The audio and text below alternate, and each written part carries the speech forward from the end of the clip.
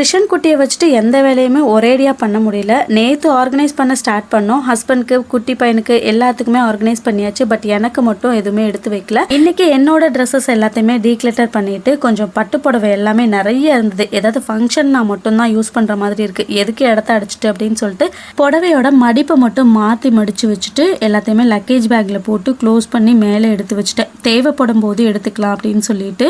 So tired ஆகிடுச்சு. அதுக்கப்புறமா rose milk குடிச்சிட்டு அகைன் கொஞ்சம் க்ளீனிங் வேலை தான் இருந்தது. க்ளீனிங் வேலையெல்லாம் பார்த்து முடிக்கிறதுக்கே நைட் பார்த்திங்கன்னா ஒரு 6:30 மணிக்கிட்ட ஆகிடுச்சு. அதுக்கப்புறமா டீ போட்டு குடிச்சிட்டு கையோடு வந்து டின்னர் ஒர்க்கையும் ஸ்டார்ட் பண்ணிட்டேன்.